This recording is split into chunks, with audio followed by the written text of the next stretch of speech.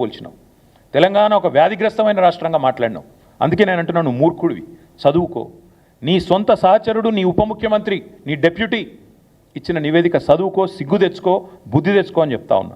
ఇంకొక మాట కూడా నేను చెప్తా ఉన్నా. మరి మేమేమో ఇంత పని చేసినాం, నువ్వేం పని చేసినావు ఈ సంవత్సరంలో? అది కూడా చెప్తా. ఏం చేసినావంటే ఈ సంవత్సరంలో ఈ సన్నాసి చేసిన పని, ఇగో ఇది కూడా వాళ్ళ నివేదికనే, మాది కాదు. ఈ సన్నాసి చేసిన పని ఆయన ఉప ముఖ్యమంత్రి గారే బయటపెట్టినారు. ఇక మేము దిగిపోయే నాడున్న రేషన్ కార్డుల సంఖ్య 89,97,000, అంటే దగ్గర దగ్గర 90 లక్షలు. 89,97,000 అని ఆయనే చెప్పిండు మేము దిగిపోయినాడు. మరి కొత్తగా వీళ్ళు ఏమని ఇచ్చిండ్రా? యాజ్ ఆన్ ఆయన చెప్పిన లెక్క 31/8/2024, ఇంకా తర్వాత ఎన్ని కట్ చేసిరో తెలియదు, దాదాపు 1,00,000 కార్డులు తొలగించినామని చెప్పిండు ఆయన. కొత్త ఇయ్యలే, ఉన్నాయి కట్ చేసిరు. ఇది నేను చెప్పలే, నిన్న బట్టి విక్రమార్కి ఇచ్చిన రిపోర్ట్ ఇది. ఇగో ఈ సన్నాసి చేసిన పరిస్థితి ఏంటంటే, ఇగో 1,00,000 రేషన్ కార్డు, 1,00,000 పైచిలకు రేషన్ కార్డులు తొలగించిండు. ఇంకొక మాట చెప్తున్నా, తొలగించడమే కాదు, ఇవాళ పేపర్లలో వార్తలు ఎంత కిరాతకం అంటే, వీళ్ళు చెప్పే ఎంత దిక్కుమాలిన మాటలు అంటే, ముఖ్యమంత్రి అనేటోడు ఇన్ని పచ్చబద్దాలు చెప్తాడని ప్రపంచంలో ఎవరు అనుకోరు. ఇదే ముఖ్యమంత్రి చెప్పిన అబద్ధాలను కూడా బట్టి విక్రమార్క గారు ఎండగట్టి ఉతికి ఆరేసినారు. ముఖ్యమంత్రి ఎక్కడ పోతే అక్కడ వాగుతున్నాడు. ఏమని? అప్పులకు మిత్తిలకే నెలకు 6,500 కడుతున్నా అని చెప్పిండు. ఇది వాళ్ళ రిపోర్ట్. ఇది కూడా ఆ రిపోర్ట్లకి వెళ్ళే నేను కోట్ చేస్తున్నా. మీకు ఈ కాపీ మొత్తం ఇస్తా. నేను చెప్పింది ఏది తప్పైనా ఏ శిక్షకైనా సిద్ధం. ఇది వాళ్ళ రిపోర్టు. ఇందులో ఏం రాసిండ్రు?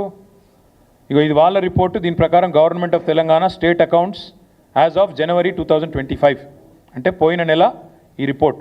ఇందులో ఏం రాసిండ్రు? మిత్తిలకు ఎంత కడుతున్నామని రాసిండ్రు తెలుసా? పోయిన 10 నెలలు మొత్తం ఇప్పటిదాకా కట్టింది ఎంత అంటే 22,056 కోట్లు. 22,056 కోట్లు. నెలవారీ లెక్క కూడా ఇళ్ళనే ఇచ్చిండు. పాపం బట్టి విక్రమార్క అమాయకంగా ఇరుక్కున్నాడు. ఆయన ఉద్యోగం ఉంటుందో పిక్తుందో కానీ ఇగో నెల నెల కూడా ఇచ్చిండు. నెల నెల మిత్తి ఎంత కట్టినాం ఏం చెప్పిండు ఇలా? పోయిన ఏప్రిల్ 24లో కట్టిన మిత్తి 1,865 కోట్లు, మే నెలలో 3,700 కోట్లు, జూన్లో 5,000 చిల్లర కోట్లు.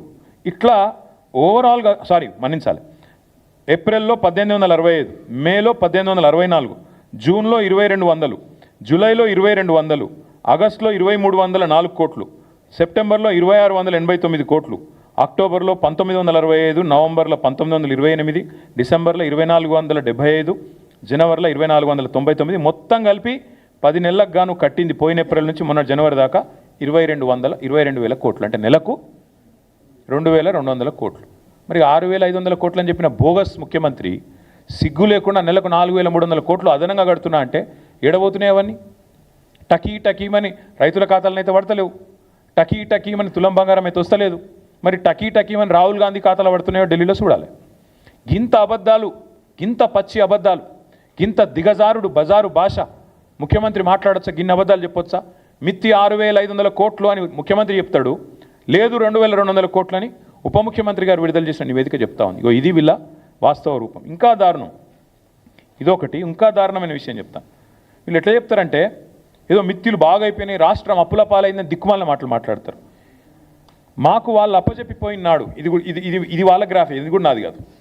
మాకు వాళ్ళు అప్పచెప్పిపోయిన నాడు మిత్తిల విషయంలో, మిత్తిలు as percentage of interest as percentage of SOTR, అంటే రాష్ట్ర ఆదాయం ఎంత, దానిలో మిత్తిల శాతం ఎంత. మాకు అప్పచెప్పినాడు 2014లో రాష్ట్ర ఆదాయంలో మిత్తిల శాతం 21.64%. మేము వాళ్ళకు తిరిగి అప్పచెప్పినాడు కేవలం 17.19%. మరి ఇటు మిత్తిలు పెరిగినాయి అంటున్నావు, మరి రాష్ట్ర ఆదాయం పెరిగింది చెప్పవు. ఆ రోజు మీరు మాకు అప్పచెప్పినాడు మిత్తిలు రాష్ట్ర ఆదాయంలో 21%, 21.64%. మళ్ళీ మేము మీకు తిరిగి అప్పచెప్పినాడు 17.19%. ఇది చెప్పవెందుకు? ఈ గణాంకాలు చెప్తే కదా, నువ్వు చెప్పపోయినా నిజాలు. అంటే రాష్ట్రాన్ని అద్భుతంగా మీకు అప్పచెప్పినాం, మరి మీరేం చేస్తున్నారు? కేసీఆర్ చెప్పింది నిజం చేస్తున్నారు. ఢిల్లీ పార్టీలకు తెలంగాణను పరిపాలించుడు చేత కాదు అని తేలిపోయింది. కాబట్టే ఇగో ఇది పేపర్ల వార్త ఈరోజు. ఇది ఈరోజు వార్త, ఈరోజు పేపర్లో వచ్చిన వార్త ఇది. రాష్ట్ర ఆర్థిక పరిస్థితి గరిష్టానికి, ఆర్థిక లోటు గరిష్టానికి వీకింది, సన్నాసులకు పరిపాలన చేత అయితే లేదు.